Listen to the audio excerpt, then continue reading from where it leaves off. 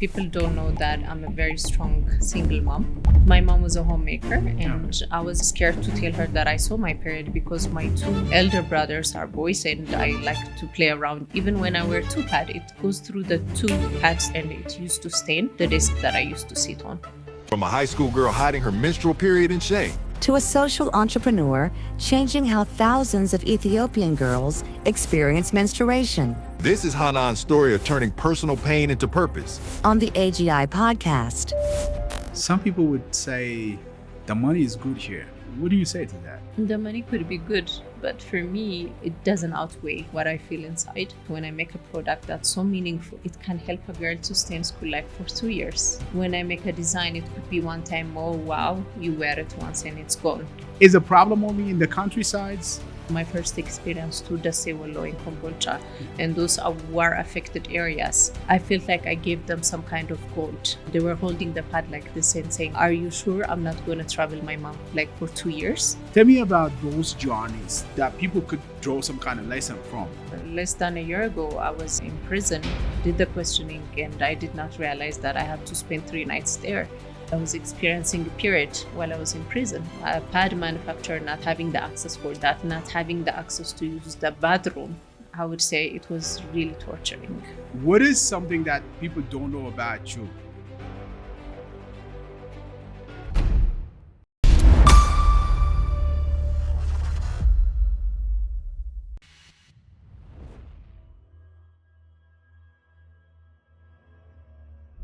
Hanan, welcome to the show, but I'm not going to force you today to actually tell me about yourself because I know a lot about you, but what I want today to start the conversation is to give us a perspective, a different one about you, because in different media houses, you went and explained about what you do.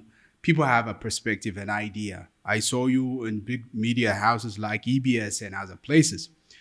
But what is something that people don't know about you? Can you tell us about you in the angle of somehow not known for the public? Yeah, first, thank you for inviting me to your podcast.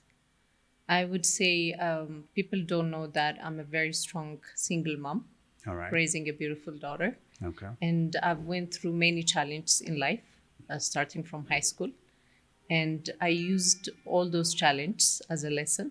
Mm-hmm. You know, they give you, life experience gives you scars, right? Right. I embraced those scars beautifully, and they shaped me to become the woman I am. All right. So I would say I'm a very strong, compassionate, independent woman.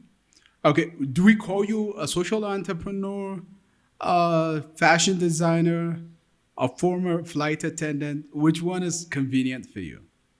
I love the social entrepreneur because that's what I do right now. Which one do you enjoy most? I enjoy flying. All right. Because that was my childhood dream since I was a little girl. All right. Because the aunt, my other mom, that I call her, who raised me, she used to be a flight attendant in Ethiopian Airlines. So I was just looking up to her. I always wonder what the world looked like, outside Ethiopia. So that gave me a beautiful exposure, first experience. But to be honest, with all the challenges, I really do love what I do, helping girls, keeping girls in school. What I do has meaning right now. Mm-hmm. So I do enjoy both. Okay. Yeah. What do social entrepreneur actually, what is your main focus in relation to being a social entrepreneur? We mainly work with girls and women. All right. We make reusable sanitary product so that they can use it, they can wash it and reuse it. They can use the product for 2 years. Okay. It's not something like the disposable sanitary pads. It's whenever most people don't talk about it, but it's really one of the pollution in the landfill. It takes like more than 500 years to decompose. Wow. But what the product that I made is like, you can ask your mom or your grandmom what were they using when they were seeing their period. It was 100%, it was cotton or gabi fabric that to manage their period. So we don't use no chemical in the product that we use, so which is completely safe for the girl to use. And we empower women as well. Like we talk, I share my story on the media. Whenever we give out pad, we just don't give out pad. We also share, health education. I think it was last year when we did give out a pad in Addis Ababa University. I took a medical doctor with me with the PowerPoint and slides so that they understand what the product is, what's the benefit of it, what's the side effects it can cause if it's not, managed properly. Sure. So that's what we do. Amazing. We're talking about a reusable pad for women. And we're talking about it sitting in Addis. People have an idea, when you talk about Addis, people have this idea of a city where the glamour is becoming mainstream and everything is posh. Most people don't have the idea that people live in the outskirts, maybe in the countryside of Ethiopia, facing this kind of problems. So give us the insight, give us the knowledge that you witnessed going to those places. And can you at least compare it to what we have in Addis? And is the problem only in the countrysides? That's a good question. There is still lack of awareness, especially in the city. People don't know that it exists, like the reusable. What is that? So whenever I do bazaar or exhibition, like when last time Helen was here in Power Addis, I participated, not to sell the product, it's just to give knowledge, to give awareness. So most women, students from Nazareth school, the city people, they come, and when they know that I'm a female, they come closer and say, oh, I'm having this kind of rash and infection. And they don't talk about that. I've been through that journey. And they discuss, because that's the side effect that the disposable one gives them. So when I tell them, you have a smartphone, go through the internet and explore. In European countries, people are using the reusable sanitary pad nowadays because they have understood you can do your research. There is a high risk of cervical cancer infection. Why is it so high? It's because we're so much into a simple thing, like no girl wants to wash her pad, but they wash their underwear when the period touches the underwear. But it's just the lack of awareness. And when condom was introduced, it was a simple taboo then, right? But absolutely. Now it's given for free. But for simple, a basic necessity that a woman needs, there is no ad, there is no media or advertisement that's been done. So I would say there's a huge gap in the market. That's why you don't find our product in the convenience store or pharmacies. But when you go to the rural area, it's a question of having the basic need. Like, it's still a topic that's still not discussed about. But when I went to my first experience to Dasewolo in Kombolcha, and those are war-affected areas, I felt like I gave them some kind of gold, because once I told my story and how it's done, so they were holding the pad like this and saying like, are you sure I'm not going to travel my mom like for 2 years? So you can see the pain that they have, and they know that it's like you give them a painkiller, because it's something that they see every month. They miss school. They don't, in some rural areas, they are even outcasted. They don't join the family until they finish their periods. It's really heartbreaking, especially those IDP centers. They already are affected by war. They lost families. They don't have what they used to have. On top of that, they see their period and they don't have nothing to manage it with. For them, it's something meaningful. But for the city people, they have, choice of disposable ones. So they're not even bothered to know or to research about it. But when I go out and do interviews or when I have programs that I explain, every woman have some issues that they have infection or itching that the plastic caused them. And the quality is going poorer and poorer, and the price is going higher and higher. So the question is, how many people do afford the disposable one? Amazing. And this is most cost effective than the disposable one. Currently, I'm selling my pad like for 450 birr, which lasts you for 2 years. The others, they start from 100 birr. So you can multiply that by 24 months. So even financially, that's more consuming, and it doesn't even let you finish one cycle. So the lack of awareness, there's so much to be done to create awareness. You're giving this platform. I'm giving awareness. That's why I'm very open to podcasts, because it's part of my, it's my free advertisement. All right. Yeah. You mentioned telling your personal story to the people. What is that? My high school experience? I mean, you mentioned after telling your personal story, people related to it and start approaching you and talking to you about this. When you talked about the experience you had in others, you mentioned a bazaar, an exhibition, and you mentioned that. What is your personal experience that is related to the venture that you have, the social entrepreneurship that you have today? If you're asking me about my experience or the journey, that what caused me to start, or throughout the engaging through the Okay. the When you clients? mentioned about your personal experience, I felt like, did she go through something bad in relation to having a pet or something like that? So what is our personal experience? No, that's my high school experience. All right. Because my mom was a homemaker, and Okay. I was even scared to tell her that I saw my period, because my two elder brothers are boys, and I like to play around, mostly boys game. All right. And I knew that if you tell her that I saw my period, that means I'm a grown up and I'm not supposed to play with them. So that's what happened. Like when I had to tell her, she's like, don't jump around like you used to. And she bought me a pad. But honestly speaking, I didn't even know how to use the pad, how to attach it with my underwear. Like it's still a taboo in our society. But then I had to go through my own challenge. Like I had to use the sticky parts upside down and learn through the experience. But even after knowing that, I used to be one of those girls who have a very heavy flow. Okay. So even when I wear two pad, it goes through the two pads that I wear, and it used to stain the desk that I used to sit on. All right. So I used to wait all my classmates to leave the class, and my high school friend, hallelujah, and tonight, they has to come from the other, when they don't find me in our meeting place to go home. They knew that something is wrong, so they come to check on me in my class. So I don't move from my desk.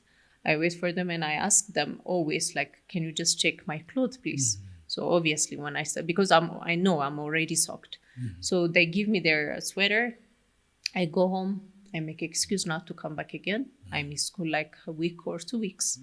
And after that, my high school friends, Yoni and Abel, I'm still grateful for them, because they are the one who call and say, Hani, please come to the classroom. We changed the desk, because in high school there was a trend that one desk used to go to the other class. They used to steal desks, the sitting desk.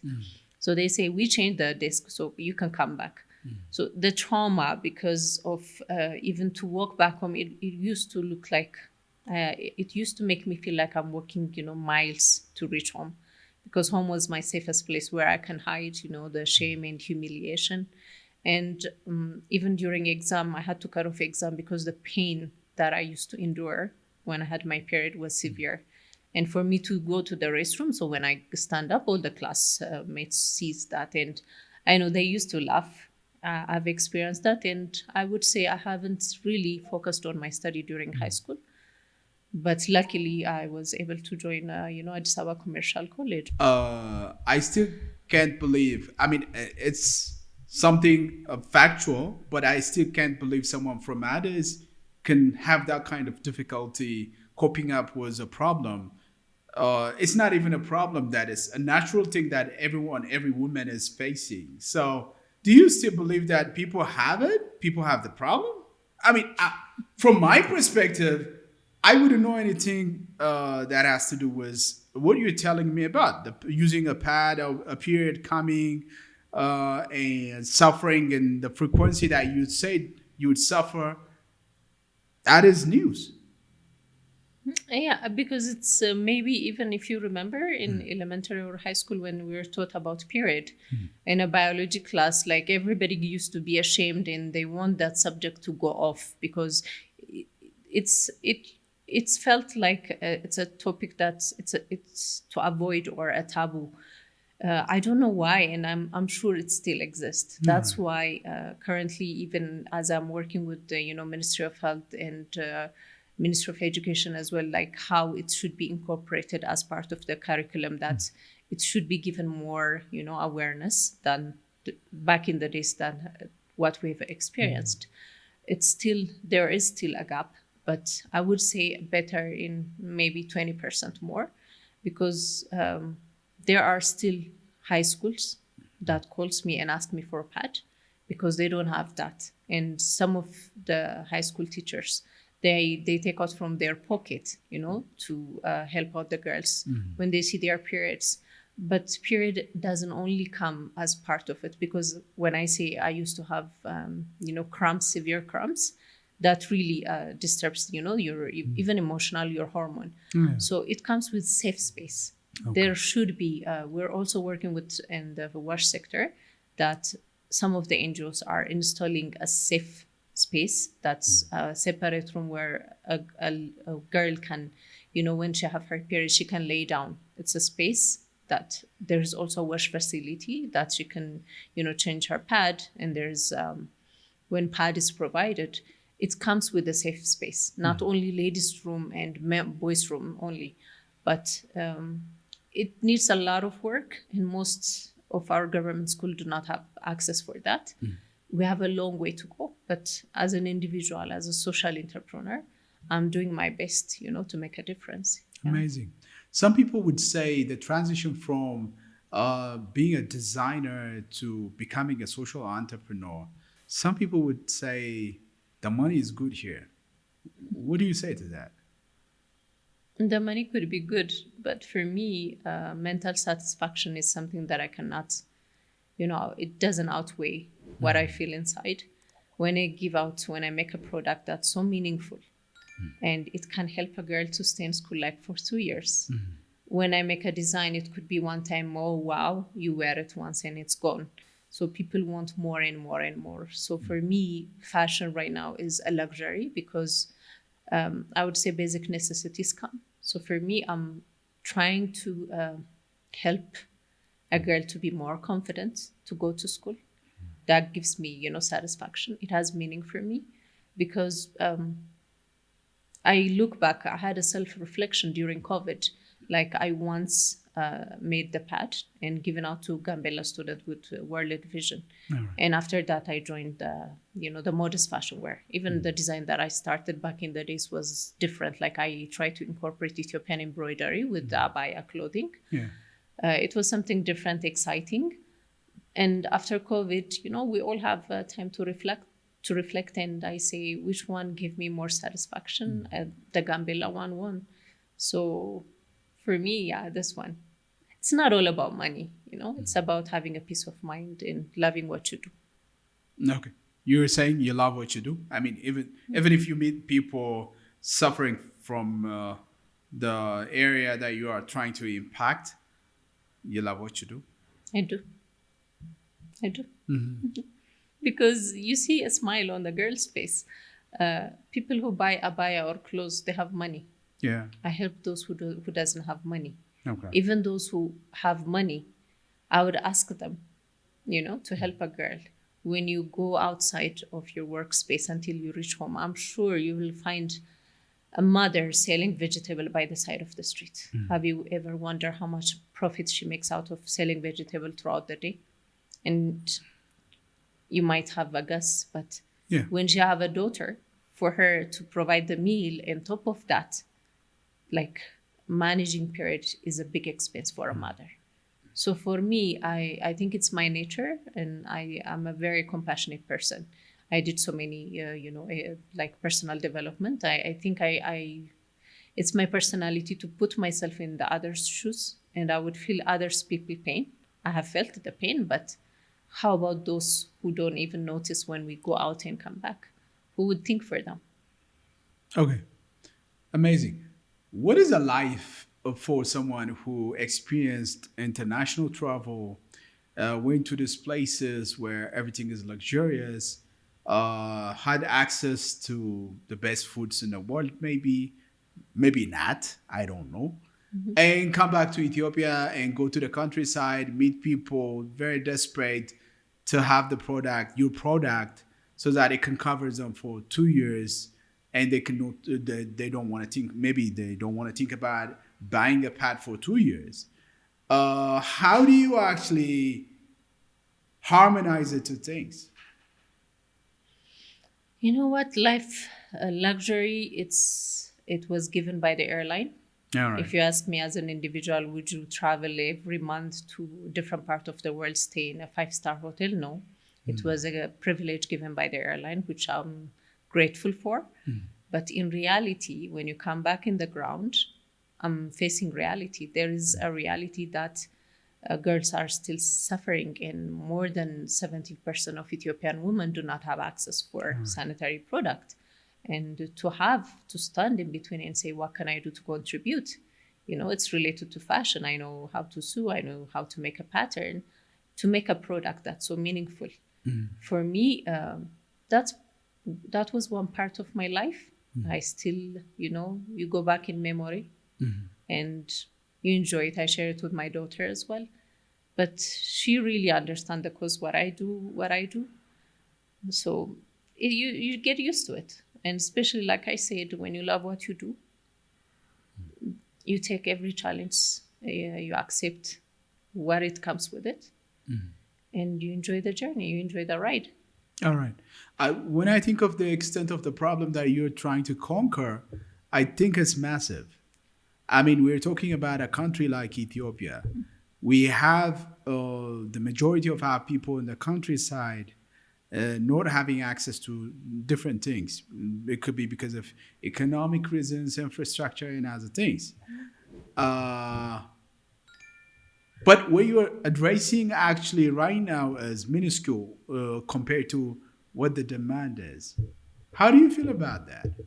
How do you feel when you think that when you go to Baharda or Dabra Burhan, there is Mojo, there is Zuwai, there is Arba, there all places in Ethiopia. So how do you feel about it? Isn't it frustrating sometimes? It is.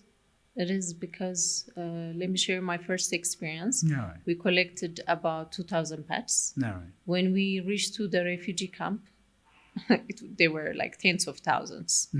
So I really felt bad. It's like going to, somewhere with something that's not enough. You go there and I come back heartbroken, to be honest. All right. And the saying Wallo, they say it's a place where you make dua. Yeah. And never ask God to make me rich. But that's the time that I ask God to make me wealthy, not rich. I want to be wealthy so that, I will have more to give, because it was never enough. So next time when I went to the Makale, I raised my own extra from family and donation, not only what the bank sponsored me. You try to improve. You see the gap, you try to improve. I manufacture, I collect sponsorship. I would say I call myself, I'm a professional sponsor dealer. So I pitch for corporates and they don't understand the way the question that you raise, that's what the question that they have in their mind. So for me to break that, to market, to do even the fabric sourcing, it needs me. It's like a small baby that I'm raising. Yeah. But when you make the product and go out and give it, it's satisfying but frustrating because it's never enough. It's never enough. Okay. While you were talking about the problem and the part that you asked God to make you not rich, but beyond that, I was thinking about, is it a spiritual quest? I was like, is she going for that? Is there something that she's trying to counsel, talking with God with this endeavor? And now I'm thinking about making you a billionaire or some rich, wealthy person. Which one is it? No, I want to be wealthy so that I can give more. For me, I have enough. But a rich person you can call him by the status but to be rich for me, to be wealthy, is to share what you have, to give more, to be the voice for others who doesn't have a voice. Do you think if Oprah noticed what the problem is there, do you think it would still be a problem? No, it won't. Because there are funds out there. There is money out there. But You mean if Oprah knew about this problem? yeah, Don't you think she knows about I this? don't think she knows. And if you know someone who... She's a woman. I mean, like, the geography can be different. She's living in the U.S., but yeah, these people have foundations all over Africa, so they address problems related to this, like this one. So I don't think it's because they don't know. I don't think she knows, because every foundation that they have, because it's not about, you know how the US tax and foundations are, they set up a foundation for their taxation system or so, but to understand the real pain and the cause of it, Bill Gates Foundation, name it, like he gave out his all fortune, like that's what his last will is, to give out to African, like to help those areas. But is the funds managed well? Is the question that we all face. There is a fund out there for those who are, I would say, less fortunate to have the access for. There are NGOs. Are they really doing their job to really help those, areas? But when you're wealthy, you have power, you have money, you have power, you have the voice, and you can really make a difference. Let's not go far with Oprah. Like our ministers, our rulers, they know that most of them come from, the countryside before they reach the ministry. But the challenge that we're facing and the problem that we're solving it's a government job. When you go to other places in other countries, pad is given for free. For us as a social entrepreneur, we are a company who make business, but we're also doing the government's work. But if you're asking me, are you getting enough support? Are you being recognized? I'm just an individual. I'm just a woman. But if I were someone wealthy and powerful, do you think I'll struggle the way I struggle right now? I don't think the story will be changed. How do you plan to become wealthy then? By doing what I do. And when you talk about spiritual, I'm a very spiritual person. I talk to God like the way I talk to you. I talk to him like the way I talk to my father. So if God put me on this path to serve others, I believe he will find a way. I know where I am. I know where I want to go. So throughout the journey, I just have to pause and be grateful for what I can do right now. But the future is something that I don't have in my hand, but I see bright future. It's not about you. It's about staying faithful to your dream and going after it. And it will happen. And one of my dreams is to sit down with Oprah and have the interview so that she can be the voice for others. I pray that this happens for the sake of those poor girls in the countryside. It's a big initiative, and I know how it is a hurdle for their education. I know how it is a hurdle for their dreams and everything. So it's a very big, challenging quest, but achieving it, for a country like Ethiopia, with problems that we have, even Africa, the continent, with the mounting problems that we have, the people that you mentioned earlier, for example, the government ministers and others, they have a task on their desk.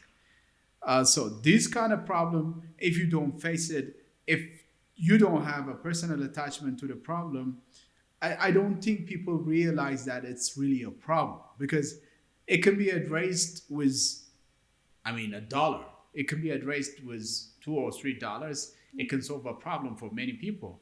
So that could be a problem. One of the problems, because people don't know a lot about it. But you can do your part, and other people can do their parts too. Let me come to your personal journey. Okay. So you went to school in Addis. You studied in Addis. You went to different places. You have the impact you have today. You're going to places now, coming to the podcast to talk about a problem that girls are facing in Ethiopia. How did you go through all those things? Tell me about the journey. Because I consider that you are trying to conquer a really mounting, challenging problem today. You didn't become this person, the person you are today, just because you went to some school and you achieved something. there must be some reason that made you strong, that made you the way you are today. Tell me about those journeys that can that people could draw some kind of lesson from. Life is the journey that's shaping me the way I am. All right. Like, not to go further, less than a year ago I was even in prison All right. because of a receipt issue that a person who's working for me bought the receipt, and since it was a sole company, I was called for the interview for questioning, and I did the questioning, and I did not realize that I had to spend 3 nights there.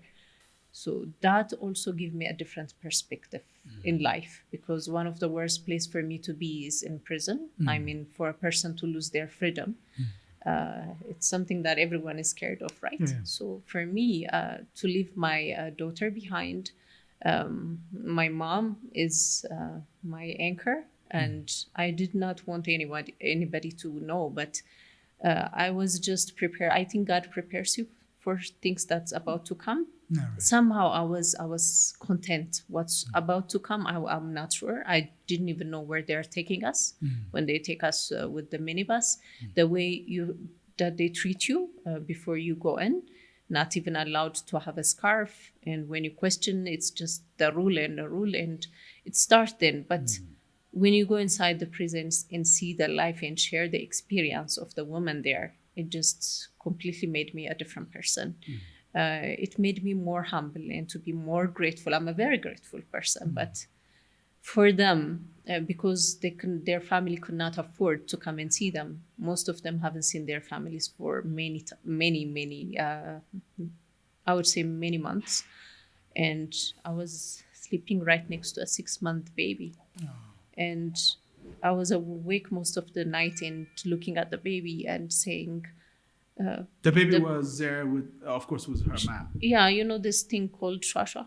So most of them were there. And Because of that, because if she's carrying a baby, she wouldn't be considered as a thief. So you would trust like it's a bus, a public bus. So yeah. everybody was sharing their story. And that's... She did that? Yeah. All she was right. part of that, and she ended up there. And The baby was actually hers? yes. Oh, She was risked, only 21. she risked the baby's life and her life? All right, go Because ahead. I had to ask them why. Yeah, and right. they're like, they're telling me their story, and they cannot wait to go out of the prison and start the work again. Oh. The same thing that brought them to the prison. Yeah. Because Amazing. I asked them how much they make. They make like, if it's a good day, like the way they say, if it's a shiny, like a sunny day, that means if they steal a very good apparatus like iPhone or a laptop, it's a celebration for them. Each of them get like 3,000 a day. So for them, it's like a duty. They call it work. We'll go back to work. They have shifts. What shift to go? What? I was sharing their story really because we don't know. Do you know this lifestyle that they have? Jordan mentioned it. I heard. Yeah. Yeah. Yeah. So for me, it was just like really, I was just listening to them, and for them to be forced like that. And I was asking them, why don't you do, the coffee, the bunat business? And they're like, for what? Because this money, this Vending business the makes coffee is bigger. Yeah, it's a hassle. So for them, and you see them being traumatized, and you think of the generation that they make. Yeah. What's more for them out there. I know what's waiting for me when I go out. I go back to work, but with a very completely different perspective. For many of the girls that I met there are many in different parts of prison. And also because I was experiencing a period while I was in prison. A pad manufacturer not having the access for that, not having the access to use the bathroom. It's I would say it was really torturing. So that was a recent experience. I went out, I got sick, I had to be admitted to the ER, and then it comes with a depression as well, because it will change you, but it make me a very strong and, more aware and how to be careful next time about what I do. So now from sole proprietorship, I changed my company to PLC so that it doesn't happen. You learn from your mistakes, right? Somebody is telling us PLC is safe. Oh, it is All safe. right. That's a confirmation. It's God saint. Yeah. All right. Yeah. That's my recent experience, and I went through a lot of up and downs. So I don't think this podcast is enough. Oh, no. We still have time. We still have time. I think that's I would mention that, and that would be enough. All right. I mean, hearing you talk about the experience you have in prison and the encounters you had with people in the countryside, dispatching your pads and everything, it makes me think like you're from Addis. Like the perception, the mind, the mentality, and the stereotype, even the stereotype I have of a lady, a girl from Addis is careless, like living by whatever comes around and succeeding in life. Is that a wrong perception then? No, I wouldn't say it's wrong, because you see, that's what it is, most majority of it. Yeah, right. But being raised up by a strong mom, No. I think she have a big influence in my life, that she make us sit twice in a year to everyone to clear out the closet and to give. So I am raised by a mother who loves to give. So it's You mean everything? if you haven't used a clothes for a year, that means you're not using it. So If you haven't used your clothes for a year, that means you're very rich. Yeah. We're not talking about the common individual, the average person in Ethiopia or in Addis. All right, go ahead. Don't get me wrong, we're a middle class family, we're not rich, but when you have a family and relative that live abroad, clothes was not an issue in our house. So we love to give. So she make me understand the power of giving. Okay. So I can't wait for that time to come and give out, and she still does that. Even now she's getting her treatment in the US, but she makes sure that we do that. And she if it's our neighborhood is gone, not there anymore, but there is a Mother Teresa, a foundation that's close by around is it Kilo area. So we go out, she send me, and we give out. So for me, giving, to have the blessing of giving is beautiful. To be in service is beautiful. Even when I was in flight attendant, I was giving service on the air. Now I'm giving service on the ground. So becoming a social entrepreneur was your calling. You didn't know it maybe, but that is what you were meant to do all along. Honestly speaking, other than becoming a flight attendant, I never dreamed or wished to become. So this fashion designer, then the work that I do right now, is just an adventure for me. And what life throws at you, I would say, no. Okay, tell me one challenge that made you think of giving up. What, only one? You can give me two.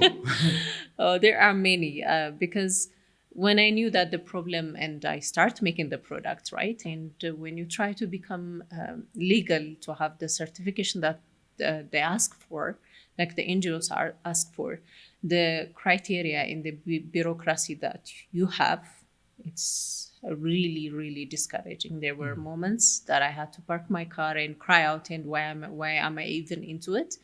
But it's something inside of me to say, don't give up and keep on going. So to get the certification, it took me almost 1.5 years, because they give you like a 10-page printout to follow. You're in Ethiopia, but I would say the criteria is more related to Australia or other, European countries. We have to be on the ground sometimes to see the reality, to understand I completely understand compromising quality shouldn't be even a question, so long as you're not compromising quality and you're doing what you do. I do it for conscious. I can make my pads cheaper if I use a cheaper product, and I can make the sewing easy so that I can make more money.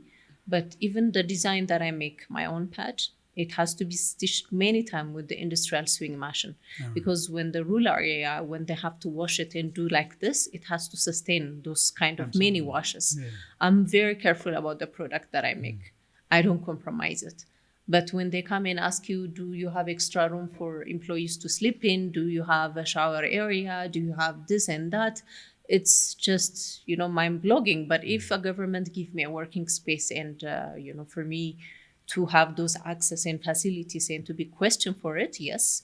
But if they should be more focused about the product, because the reason I say that is there are businessmen in between. Like when there is an auction from NGOs, I don't bid anymore because I know I'm not going to win the bid because it's really corrupted. Wow. So those businessmen, the auction could be 50, 60 million. So they have a percentage to give for the procurement in their pads pass. They don't care about the quality of the pad. They can make the pads in Colfe, Mercato in a very cheap area, but would that pad go to the rural area and serve the poor? Would they have the clear conscience or the mind to sleep at night? That I doubt it. I can sleep, at night because I know the product that I make. These people don't meet the people that you met in the countryside of Ethiopia, so they don't have any kind of guilt, I believe. I think it takes a heart and eye not to see. They don't have. I would say they don't have the heart. They are heartless people. I mean, you can't be a pain on and a burden because they are paid for it. Why couldn't buy something that's at least a better quality? I'm not saying buy my product. They would justify like winning a braid for the family, providing for this individual. They are rich people, Abraham. I'm talking about millionaires. They are millionaires. Yeah, I'm telling you, they're sending their kids to this prestigious school, so the payment for that is a huge amount of money. It could be in dollars, so it's not okay. Like you cannot compromise on that. Yeah, sometimes those are the problems, but. My uncle said the people that are working in Mercato and the places that you mentioned, they would not be happy hearing you say those kind of things. No, I'm just saying. I know. I'm just saying. Okay, I'm really fascinated by your story. One, because having this kind of heart, sympathy, and going to, at least scrambling to address problems of this magnitude, it takes a heart. And the actually acting upon it is another step. It's tormenting. And when you talk about the bureaucracy in the country, we have all this bureaucracy. We have all these things. I used to justify the bureaucracy before, like, yeah, we need to have the standard. We need to have the quality. We need to have all these things. But I faced it myself. These days, I'm going to these places where I have to have documents authenticated and stuff like that. And I'm feeling like, why do you need that? Do you really believe we can address this problem and overcome it anytime soon? Because you're a business person, you're an entrepreneur, you'll be facing it again. If you don't think of the solution, the problem can persist. If I don't think in a positive way, I would stop right now. All right. We have to be positive. If you stop your journey toward where you want to go, there are so many, pebbles that's on your way. Yeah. Would you use them as like part of the journey to teach you a lesson, to notice where you're going next, to learn from them, or step as aside, or a building block or something like that? Something like that? I wouldn't use them. You wouldn't use them? Yeah. I would use them. All right. Because I would be more careful next time not to stumble on them and fall again. But for me, in my sector, if you ask me, I would say there has been a change going on from the last. It's been 4 years since I started. The AFD, it's a French development company. At least they help us to set an association. Absolutely. So that our voice would be heard. I'm the vice president there in the association. We're working toward taxation, quality grading. If as an individual I had to knock all the doors right now, the Ministry of Women and Affairs and the Ministry of Education, Customs, all the ministries that's concerned in this matter, they have to be. We have an assembly every 6 months. We have to give the report, the progress that we made, and the challenge that we face. So the government, whenever you go knock to the door, someone might listen to your problem. The next you go back, that person is not there. So if there's no rules and standards, you'll be wasting your time and energy. But now, setting up an association and for us to sit in the same table with ministers, I would say that's an improvement. Absolutely. Still, my colleagues and other pad manufacturers are facing the same challenge because our pads are made of fabric, right? So when you import a fabric, the taxation is different because they considered what if you make t-shirt or a tabard with it. So one of our colleague, a manufacturer, he make the cotton pad cut in a pad size so that you can't sew the pad size into a t-shirt, right? To make it accessible or more for them, to make it easier for them actually, for them. But still he's facing a challenge. Yeah. We call each other and we vent our problem every now and then. He's like, I'm going to stop it. And you've come this far, you can't, because there are around 48,000 government schools, and do you think even if the government has the aid from World Bank or UNFPA, they would no, the demand is huge. Yeah. So I would say for the government or the ministers, it's better for them to work with us rather than to make things challenging for us. We know the ground rule. We know what the product, how it's made. Do you really believe that they're planning to put that challenge in front of you? The way I see it is like there is a scammer or there is someone who's trying to trick the system, and they have to actually catch that scammer. So along the way, it is a hurdle for you, but it is catching someone else who's trying to trick the system. And also, I want you to answer me this as well. Now you're having these platforms. You go to, meetings where a policy discussion is happening. You meet individuals in power. Decision makers are accessible to you. So, do you really have the kind of mitigating circumstance, let's call it, or whatever you're saying right now, to say that they're putting this hurdle for you and you're not actually thinking about overcoming it and you're hesitating and things like that, because you have access to these individuals who are the rule makers, the lawmakers, the policy makers. Everyone is around you. So why don't you push around there? We are working towards it. It's almost 2 years now. And there are changes being made. The taxation from 30, it has come down to 10. But in the real ground, the price of pad in the convenience store hasn't gone down. So when we go down and ask for zero taxation, we are being asked, what's the change that we've seen? We make it from 30 to 10, but still the problem is out there.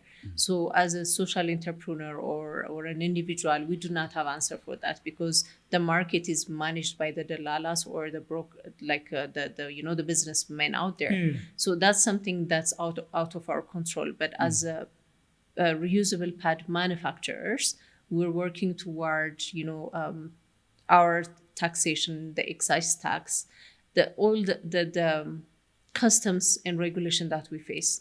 If I don't work towards it, when I grow older, the person who's gonna come after me, if I don't pave the way, if I just leave it like that, she's gonna face the same problem, right?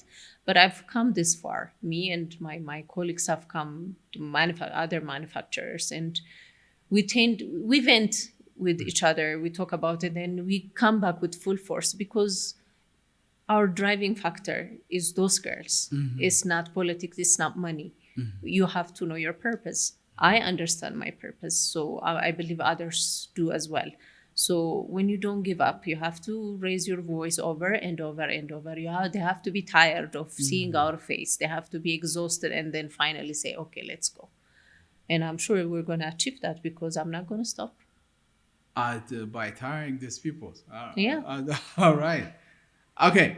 What's next for you? Life, adventure. I don't know where life is going to take me, but I'm grateful for today, for what I have, how I end my day. I'm a very grounded person. I really do evaluate how my day went.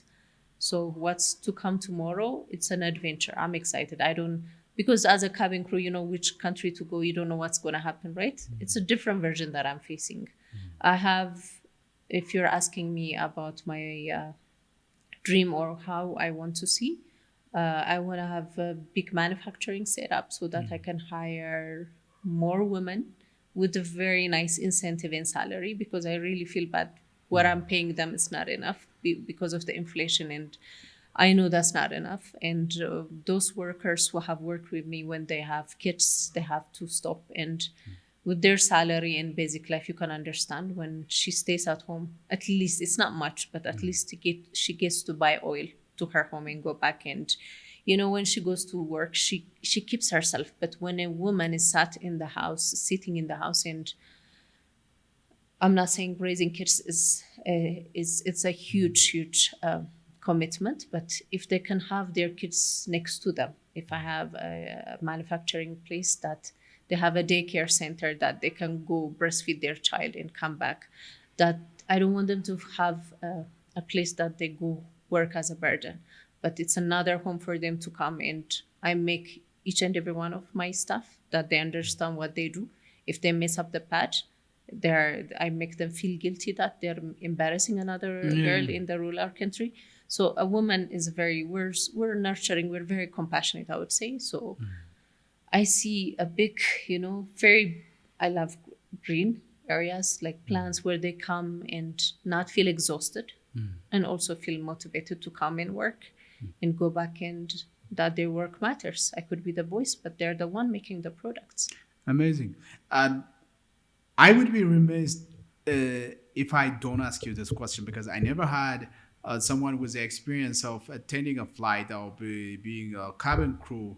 And I would ask this question all the time. Like when we were back in those days in college, universities, people had this idea of flight attendants and captains or anyone working at ET or other places.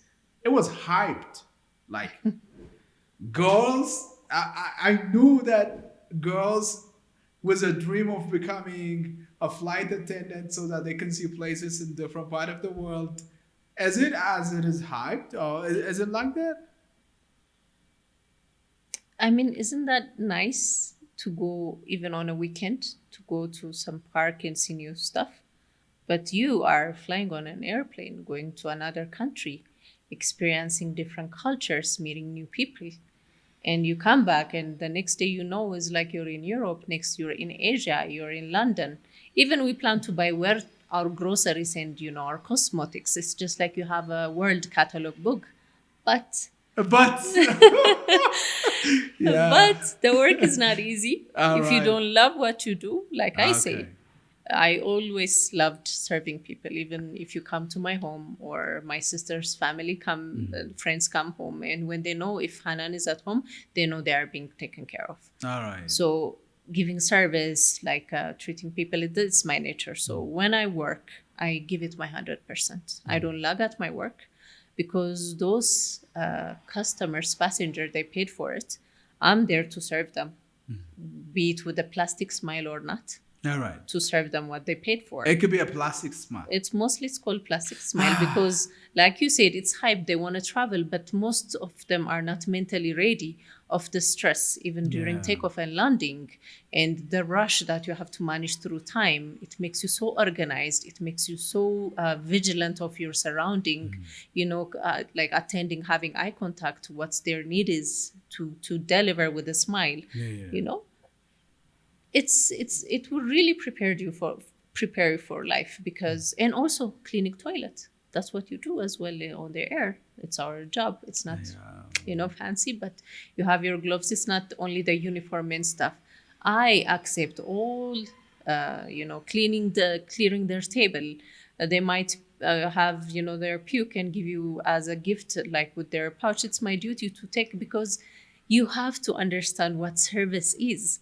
So if you don't know, and most of them, you might have the complaint nowadays, like most of them say, we don't want to fly with ET, they are grumpy and all because they don't smile, because they don't love what they do. But if you come, it's like my home. That's my temporary office, right? I have to welcome you with a smile and serve you. And for me individually, if you ask me, I loved what I do. Even when we have our breaks, and especially in Emirates, I really enjoyed it because I know my duties. It's really experience to travel with different nationalities, even the cruise. When we go off, you explore, different sightseeing, and you come back. I might not see those cruise again, but I still have contact with those that I fly. They are still flying there. They say, "Oh, you're lucky you stopped flying. We're exhausted. I miss flying." That's how life is sometimes. Is it a private conversation, or is it something that people can discuss in social media or mainstream media to ask about the most challenging passenger? What part of the world they are from? I heard people talk about some individuals. Are we This allowed? podcast is in English. all right. Yeah, I'm Okay. sure you have your assumptions. Absolutely. Yeah. But one it could be a stereotype or some kind of hyped scenario. I just want to ask you, because you've been a flight attendant, a designer, a social entrepreneur.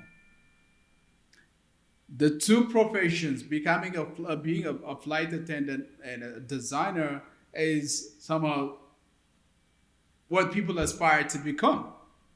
And people don't have a deeper understanding about becoming a social entrepreneur. Tell me what the difference between being a social entrepreneur and a normal entrepreneur. Like, for example, Elon Musk is an entrepreneur, Mark Zuckerberg is entrepreneur, Jeff Bezos is an entrepreneur. Who do we have in Ethiopia? Lamudi is an entrepreneur. Here he is, the biggest entrepreneur in the country. So what is the difference there? Because the reason I was asking you about the spiritual quest at the very outset or around the beginning of this conversation is because when you become a social entrepreneur, is it because some kind of a spiritual force is actually pushing you to become that person? I was thinking, I don't have the clarity. So what do you think what is the difference? You are one. I think to become a social entrepreneur, it takes a heart. All right. Because you're solving, our community's problem. At the same time, you're doing business. When you address, a social problem, at the same time, you create, job opportunities. Like you said, Alamudi is an entrepreneur. So he's also, by creating job, he supports the economy and the social life, right? But social entrepreneur is when we focus or target our areas on solving our, community problem that are root cause, and your product or, your innovation would be solving those areas, be it in the product area, creating job, or even, environmental impact. So I would categorize that. But to be a social entrepreneur, it takes a heart. All right. What would a very close friend of Hanan ask if that person is given the chance to be here in this chair? Should ask me, or? Yeah. I don't know. How do you do it? How do you do it? Grace of God. Hanan, it's been an amazing opportunity to have you on the podcast and talk about all these critical issues, big issues. And I hope you get the chance to actually tell the coming generation or people whose life you impacted, how you made it. Thank you. Thank you, Abraham, for having me, for giving me this platform to talk my experience and share, and especially choosing me on Women's Month. All right. Oh, that's a coincidence. Yeah. Amazing. Thank you so much.